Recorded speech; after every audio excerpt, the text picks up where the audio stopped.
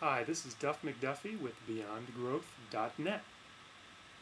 Many personal development leaders talk about breaking through resistance in order to achieve an outcome or a goal. What happens when we actually do this, though, is we're constructing our inner worlds as if they are inner war, inner conflict between the part of us that wants something and the part of us that's getting in the way. This is not actually a very helpful way of constructing things, constructing our reality, for it creates the war and then tries to get rid of part of ourselves, which doesn't work very well. So instead of that, I recommend welcoming and accepting all parts of us. And today I'm going to tell you about the 5 keys to accepting unwanted emotions or unwanted parts of your being. This is important so that when you accept parts of yourself, when you see those same parts outside of you, you also welcome and accept them instead of trying to bash through people or dominate them. So key number 1 to accepting unwanted emotions is to experience it. Most of the time when we have an unwanted emotion, we're not even precisely sure how we're experiencing that. So let's say you experience unwanted anger around your boss. How specifically does that anger arise for you? How do you create it? How are you so successful at always creating that unwanted emotion? Let's say you say something to yourself in your head like, that boss is such a jerk, and you see an image of your boss, then you feel some pain in your chest.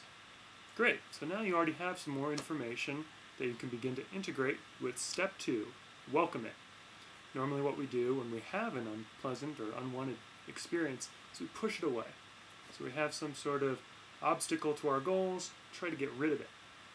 Instead, embrace it, welcome it. See this anger, feel this anger as a long-lost friend that has some deeply positive purpose. Okay, great. Welcoming the anger.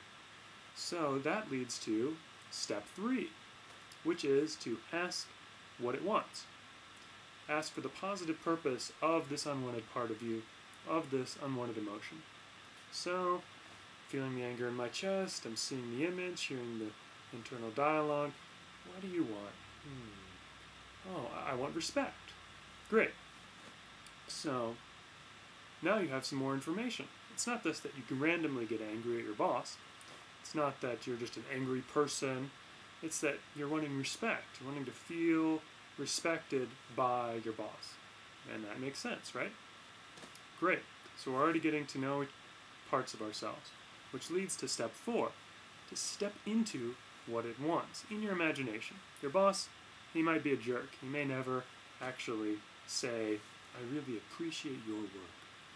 But you can imagine it. That's happening. So closing my eyes, connecting, welcoming with the anger. Oh, yeah, okay, you really appreciate my work. Thank you. Even though that's not really happening in real life. But that leads to step 5, which is to notice how things are different now. So, feeling that I am respected, even if I'm giving myself that respect with my imagination. Now, how do I act differently? How do I feel differently? How do I experience differently? Well, maybe I experience, oh, wow, my boss, he's not the nicest guy sometimes, but he's really overworked. And he has a lot of projects on his hands. So I can see now and empathize with his situation. Or maybe I just can act from a more mature place myself instead of acting reactively in anger. So again, those 5 keys can help us to integrate unwanted emotions rather than pushing them away or trying to break through them, which then helps us to welcome and accept parts of other people outside of us that also display similar characteristics. So the 5 keys, once again, were experience it, welcome it, ask what it wants, step into what it wants, and notice how things are different now. So try those out for yourself, see how they work for you, and add your comments below. Let me know how it worked for you. So again, I'm Duff McDuffie with BeyondGrowth.net. Thanks for tuning in.